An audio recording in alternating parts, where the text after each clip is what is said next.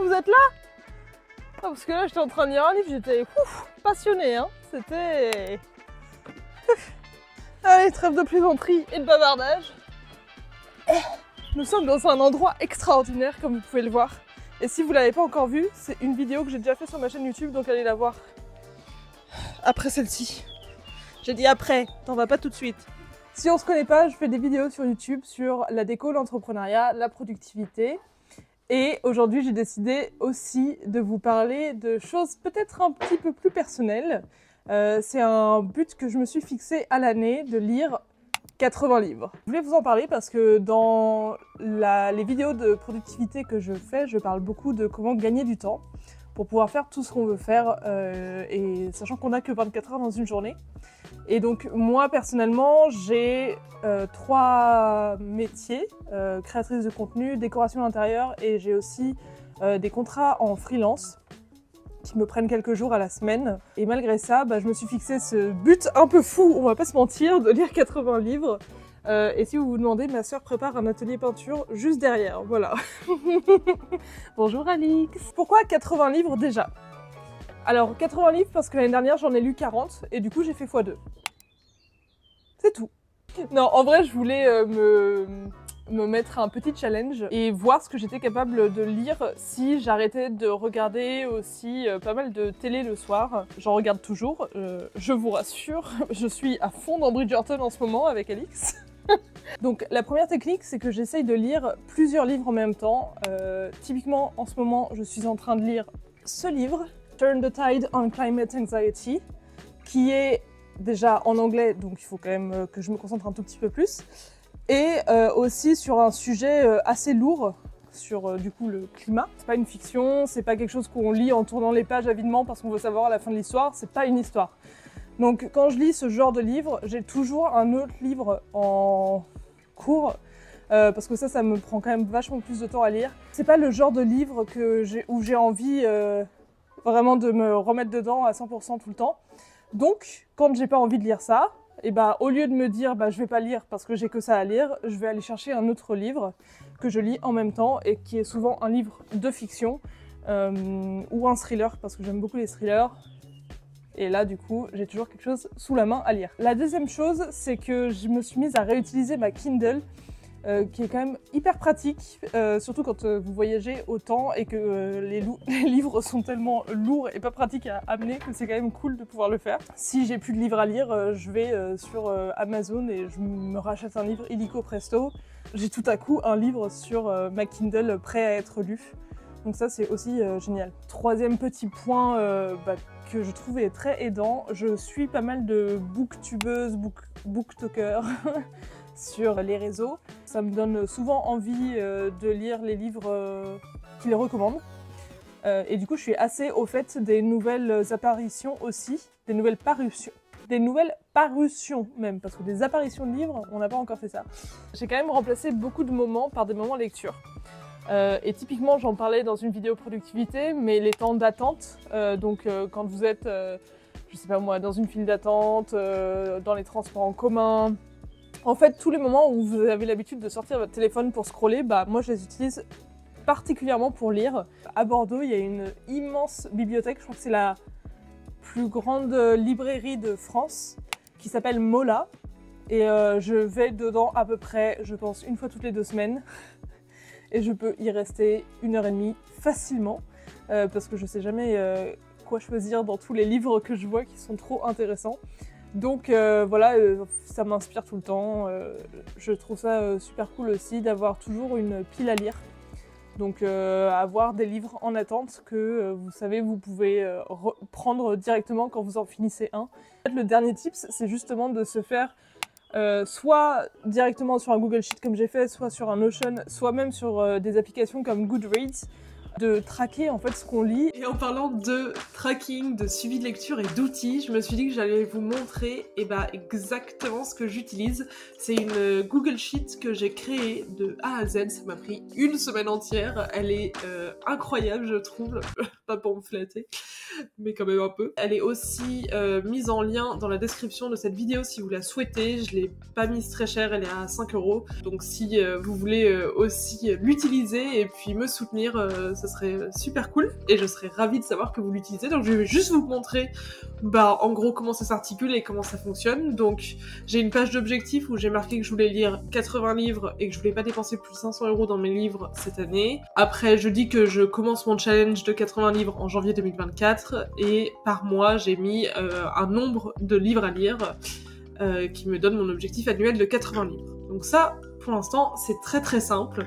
Ensuite, on va sur le tableau de bord et là, j'ai fait quelque chose de très très visuel. Ça, c'est ce que j'adore et moi, il me fallait quelque chose de très visuel pour me motiver à continuer à lire mes livres. Et donc là, vraiment, je peux tout voir d'un coup, donc les livres en cours, les livres que j'ai déjà lus, du coup ça me fait un 50% pour l'instant de mon challenge de lecture, donc je suis pas encore au petit tournesol comme vous pouvez le voir, mais voilà, ça avance, hein. Ici on peut voir selon le mois, les objectifs atteints ou non, et le nombre de livres lus par mois versus l'objectif, donc voilà, j'ai pas toujours été très constante, hein, on peut se le dire, je suis un tout petit peu en retard, on peut se le dire aussi, mais c'est pas grave. Là, les livres terminés dans les 30 derniers jours, donc comme ça, je les ai quand même visuellement aussi ici. Après, j'ai des petites datas par-ci par-là, donc le temps moyen pour terminer un livre, le temps moyen par session de lecture. Le temps total de lecture, il est pas très représentatif parce qu'en fait, j'ai commencé à mettre cette data-là à partir de fin juillet. Donc forcément, pour l'instant, j'ai lu que 12 heures, mais c'est pas du tout représentatif depuis début janvier. Et en bas, on a les livres par statut, donc on peut dire, ok, qu'est-ce que j'ai dans ma pile à lire? Qu'est-ce que j'ai emprunté et à qui? Qu'est-ce que j'ai prêté? Donc moi, je prête pas de livres, apparemment. Et les livres par genre aussi, donc qu'est-ce qui est classique, qu'est-ce qui est de la romance, etc., etc. Et là, on peut voir que clairement, je suis à fond dans la romance cette année. Donc voilà, ça c'est vraiment la partie où vous avez rien à faire, en fait, ça se fait automatiquement avec ce que vous allez mettre dans les autres onglets. Les autres onglets qu'on va voir tout de suite, typiquement mon booklog, donc c'est là où à chaque fois que j'ai un nouveau livre, soit dans ma pile à lire, soit un livre qui m'a été recommandé, soit un livre que je suis en train de lire, je vais le noter là. Et je vais mettre la couverture aussi, c'est ça qui va rendre aussi la chose un peu plus agréable à regarder au final dans les autres onglets. Et du coup, comme vous le voyez, en effet, donc là j'ai tous mes livres lus depuis le début de l'année, et puis j'ai aussi une sacrée pile à lire, donc ça c'est les livres qui sont vraiment disponibles aujourd'hui chez moi ou dans ma Kindle. J'ai 5 livres en cours, et après j'ai même des livres à acheter, donc en fait c'est vraiment les livres qu'on m'a recommandés que je n'ai pas encore, et je fais une distinction. Donc voilà, donc comme je disais, hein, avoir beaucoup de livres dans sa pile à lire, c'est trop bien parce que du coup, vous voyez, en termes de genre, j'ai vraiment beaucoup de genres différents dans ma pile à lire, ce qui me permet un peu de prendre ce que je veux quand je le souhaite. Voilà, et après du coup, il y a plein de choses qu'on peut renseigner, mais typiquement un nombre total de minutes si c'est un audiobook ou un nombre total de pages, parce qu'après ça va nous permettre de calculer la progression dans le livre.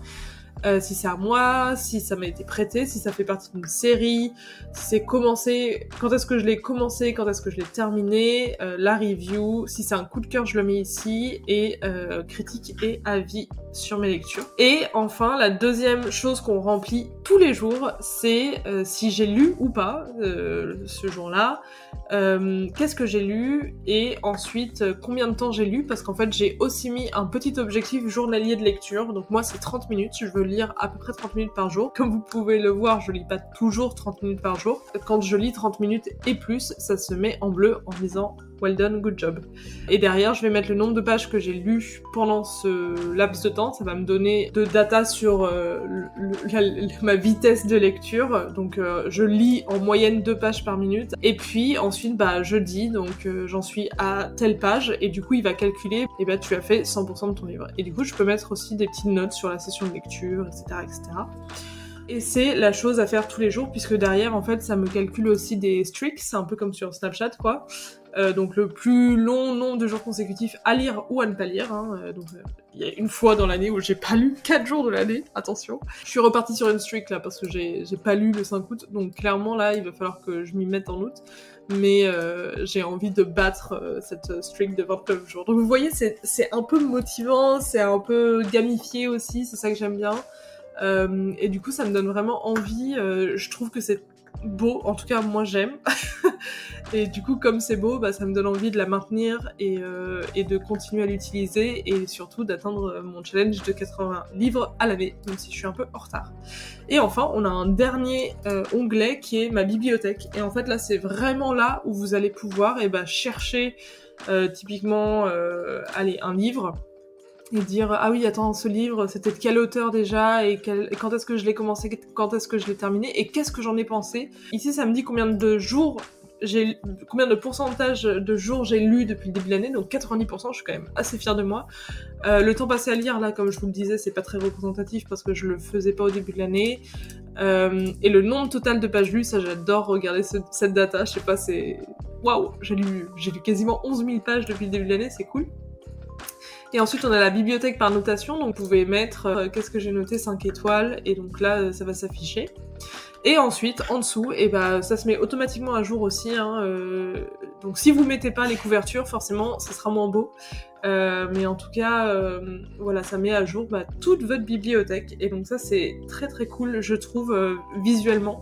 Parce que, donc là, il y a tout. Hein, il y a et les livres que vous avez lus, parce que vous pouvez les voir ici. Et les livres qui sont pas encore lus ou que vous avez envie d'acheter. Donc voilà, c'est vraiment une bibliothèque digitale finalement. Enfin, c'est vraiment une astuce qui fonctionne vraiment vraiment pour moi, d'avoir quelque chose, d'avoir en fait un livre de lecture, un suivi de lecture qui soit agréable à utiliser et à regarder aussi pour vous. Si vous êtes un peu intéressé par la data, c'est aussi assez cool forcément. Et puis un truc aussi très cool de tout ça, c'est que au final, c'est quelque chose que vous pouvez, c'est une spreadsheet que vous pouvez réutiliser d'année en année en la copiant. Donc là typiquement ça pourrait être Bookkeefeuse 2024 et l'année prochaine je vais la copier, je vais enlever la data que j'avais mis dedans et je vais recommencer quoi. Donc c'est vraiment très très cool pour le coup de pouvoir faire ça, puisque derrière je vais pouvoir retrouver tous mes coups de cœur de 2024 seront ici. Si j'ai oublié un livre que j'avais lu, je vais pouvoir le retrouver aussi. Donc voilà, bon, franchement ça marche super bien pour moi, et si ça marche pour vous, je serais très contente que vous l'utilisiez aussi. Allez, je vous relaisse avec la Sibylle du passé. Donc voilà, ça c'était un peu mes petits tips and tricks, comment préparer en fait une bonne hygiène de lecture. On va appeler ça l'hygiène de lecture. Mais en tout cas, comment se mettre à lire plus, je pense que c'est des tips qui pourraient en aider plus d'un. Et en tout cas, moi, c'est des choses qui ont très bien marché pour moi. Changement de cadre, pour la dernière partie de cette vidéo, je vais vous donner un peu mon top 5 des livres que j'ai lus jusqu'à présent. Alors un top 5, parce que j'ai simplement 5 livres que j'ai mis à 5 sur 5 dans tous les livres que j'ai lus jusqu'à présent. Donc le premier c'est Liberté, égalité et toilettes sèches de chez Anne Langlois.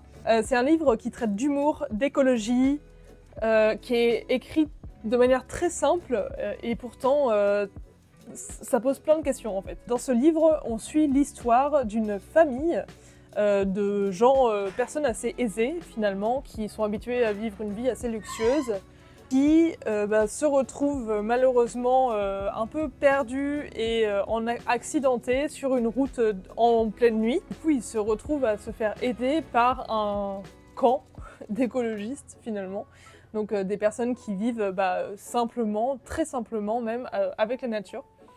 Et en fait, à cause de ce petit contretemps, ils vont devoir rester plusieurs jours dans ce camp à vivre avec ces personnes-là qui sont à l'opposé de ce à quoi ils sont habitués. Donc ils vivent dans des caravanes, ils travaillent la terre, chacun a un rôle très différent, et en même temps tout le monde choisit ce qu'il veut faire. Donc voilà, c'est pas du tout, enfin c'est vraiment rien à voir avec ce qu'ils ont connu jusqu'à présent. Et en fait, on va suivre à peu près tous les personnages de cette famille qui vont beaucoup évoluer à travers le livre. Et donc pour vous donner ma review, un superbe roman qui se lit très vite. Oui, je pense que je l'ai lu en... J'ai lu en 6 jours, voilà. À la fois drôle, touchant et émouvant, il nous plonge dans les difficiles dynamiques familiales, l'écologie et la vie, et ses choix, tout simplement. J'ai beaucoup aimé la plume très simple de l'autrice et son style. Donc voilà, donc si Anne Langlois refait des romans, sachez que je les lirai.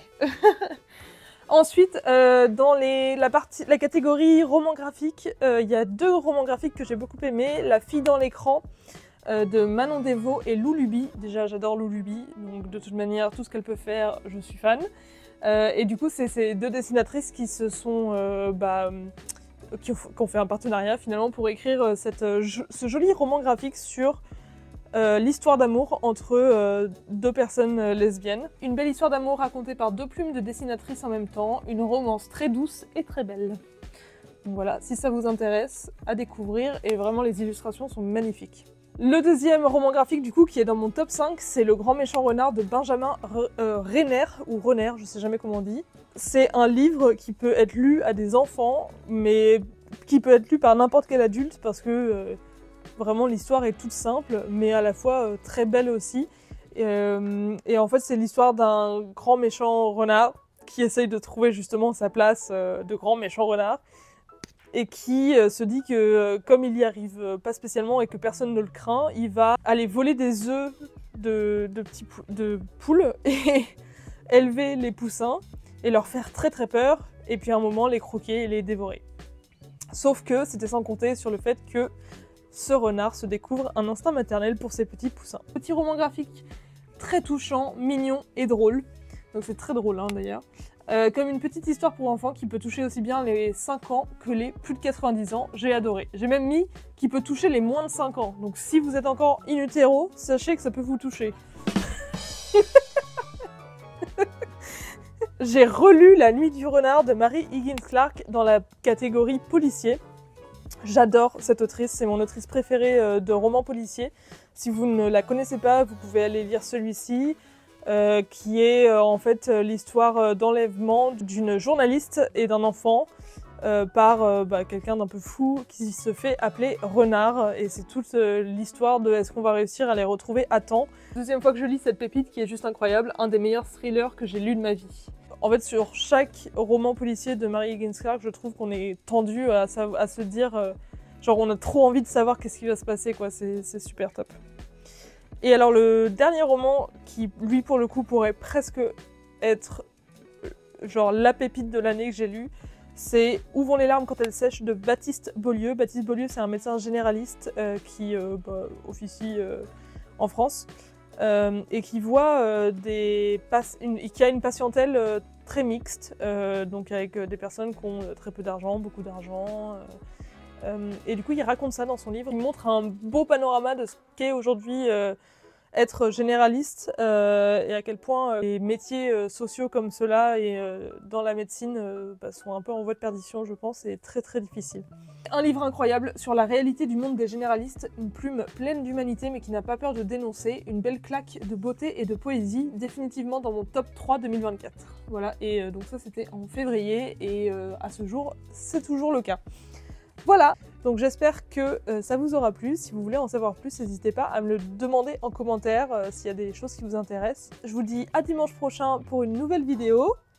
Et si vous voulez voir la visite de cette magnifique maison, je vous la mets dans le petit i aussi, si vous ne l'avez pas encore vue. Moi maintenant, je me mets à la peinture avec Alix. Ciao. Ce filet est pas du tout pratique.